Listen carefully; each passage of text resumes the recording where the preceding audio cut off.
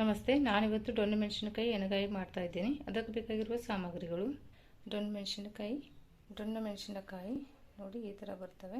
ಶಿಬ್ಳೆ ಮಿರ್ಚ್ ಥರನೇ ಇರುತ್ತೆ, ಸ್ವಲ್ಪ ಖಾರ ಇರುತ್ತೆ. ಇದು ಈರುಳ್ಳಿ, ಬೆಳ್ಳುಳ್ಳಿ, ಶೇಂಗಾ, ಒಣ ಕೊಬ್ಬರಿ, ಕರಿಬೇವಿನ ಸೊಪ್ಪು, ಕೊತ್ತಂಬರಿ ಸೊಪ್ಪು, ಜೀರಿಗೆ, ಧನಿಯಾ powder, jeera powder, garam masala, chilli powder, ಅರಿಶಿನ ಪೌಡರ್, ಉಪ್ಪು, ಎಣ್ಣೆ.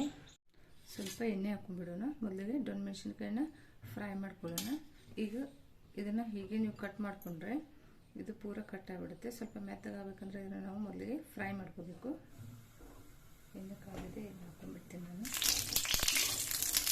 ಅಂದರೆ ನೀಟಾಗಿ ಕಟ್ ಮಾಡಲಿಕ್ಕೆ ಬರುತ್ತೆ. ಲಿಡ್ ಕ್ಲೋಸ್ ಮಾಡ್ತೀನಿ.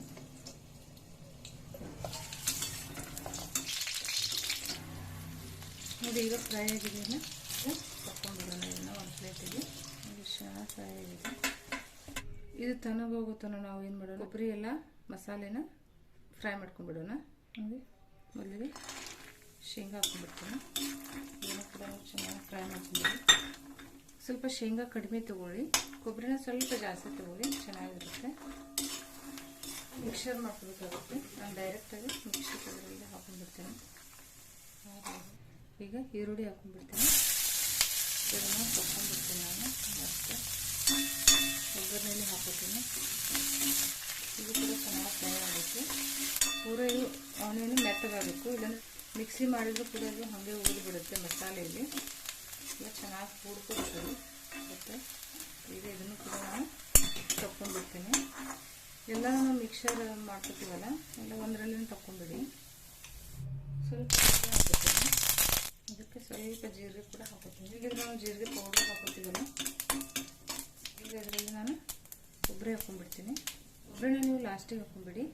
ಕೂಡ ನೀವು ಎಣ್ಣೆ ಹಾಕಿನ ಫ್ರೈ ಮಾಡ್ಕೋಬೇಕು, ಒಣಗಿ ಫ್ರೈ ಮಾಡ್ಕೋಬೇಡಿ. ಸ್ವಲ್ಪ ಎಣ್ಣೆ ಹಾಕೊಂಡ್ಬಿಡ್ತೀನಿ. ತುಂಬ ಕೆಂಪು ಮಾಡ್ಕೋಬೇಡಿ, ಸ್ವಲ್ಪ ಈ ಥರ ಗೋಲ್ಡನ್ ಬ್ರೌನ್ ಬಂದರೆ ಸಾಕು. ನೋಡಿ ಇದು ಕೂಡ ಫ್ರೈ ಆಗಿದೆ. ಇಷ್ಟು ಹುರ್ಕೊಂಡ್ಬಿಡಿ. ಈಗ ಸ್ಟವ್ ಬಂದು ಮಾಡ್ಕೊಂಡ್ಬಿಡ್ತೀನಿ ನಾನು. ಇಷ್ಟಾದರೆ ಸಾಕು, ತುಂಬಾ ಫ್ರೈ ಮಾಡ್ಕೋಬೇಡ. ಇದನ್ನು ಕೂಡ ಮಿಕ್ಸರ್ಗೆ ಹಾಕೊಂಡ್ಬಿಡ್ತೀನಿ ನಾನು. ಮಸಾಲೆ ತನಗಾಗಲಿ ಅಷ್ಟು ನಾವು ಡೊಣ್ಣೆ ಮೆಣಸಿನ್ಕಾಯಿನ ಕಟ್ ಮಾಡ್ಕೊಂಡು ರೆಡಿ ಮಾಡಿ ಇಟ್ಕೊಳ್ಳೋಣ.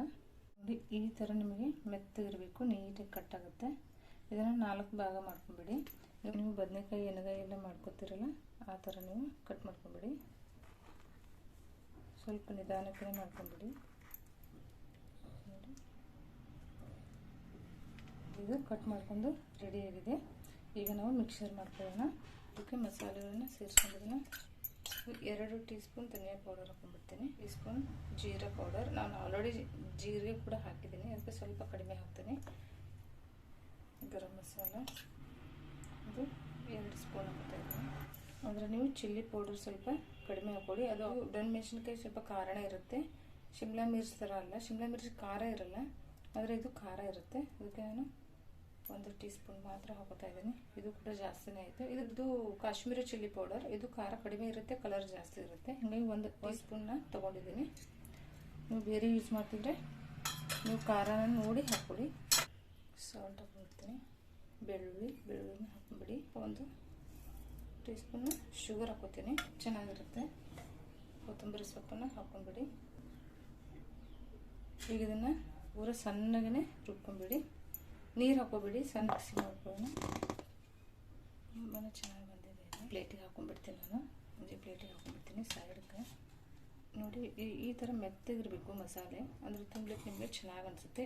ಇದು ಮಸಾಲೆ ಈ ಥರ ನೀವು ಮಾಡ್ಕೊಂಡು ಇಟ್ಕೊಂಡ್ರೂ ಕೂಡ ಕೆಡೋದಿಲ್ಲ. ಇದು 1 ವಾರ ಆದರೂ ಬರುತ್ತೆ, ಯಾಕಂದರೆ ನೀವು ನೀರೆಲ್ಲ ಹಾಕಿರೋದಿಲ್ಲ, ಕೆಡೋದಿಲ್ಲ. ಇದು ಈಗ ತುಂಬ್ಕೊಂಡ್ಬಿಡೋಣ ನಿಧಾನಕ್ಕೆ. ಈ ಥರ ನೀಟಾಗಿ ತುಂಬ್ಕೊಂಡ್ಬಿಡಿ. ಇದೇನು ಕೆಡಲ್ಲ, ನೀವು ತೆಗೆದಿಟ್ಟುಕೊಂಡ್ರು. ಸ್ವಲ್ಪ ನಾನು ಮೇಲೆ ಹಾಕಲಿಕ್ಕೆ ಇಟ್ಕೊಂಡ್ಬಿಡ್ತೀನಿ. ಸ್ವಲ್ಪ ಗ್ರೇವಿ ಮಾಡ್ಕೊತೀನಿ. ಇದರಲ್ಲಿ ಒಗ್ಗರಣೆ ಇಟ್ಕೊಂಡ್ಬಿಡೋಣ. ಎಣ್ಣೆ ಹಾಕೊಂಡ್ಬಿಡ್ತೀನಿ.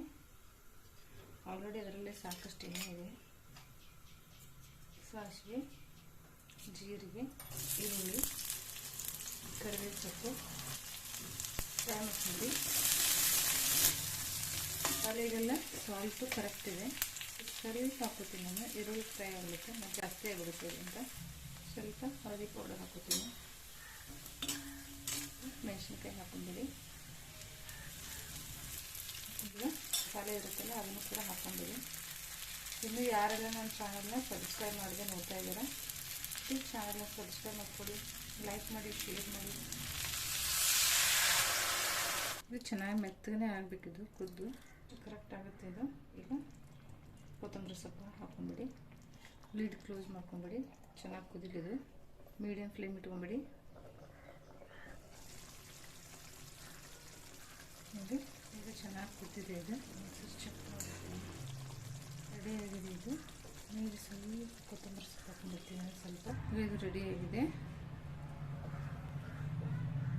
ನೋಡಿ. ಈಗ ದೊಣ್ಣೆ ಮೆಣಸಿನಕಾಯಿ ಎಣ್ಣೆಗಾಯಿ ರೆಡಿಯಾಗಿದೆ.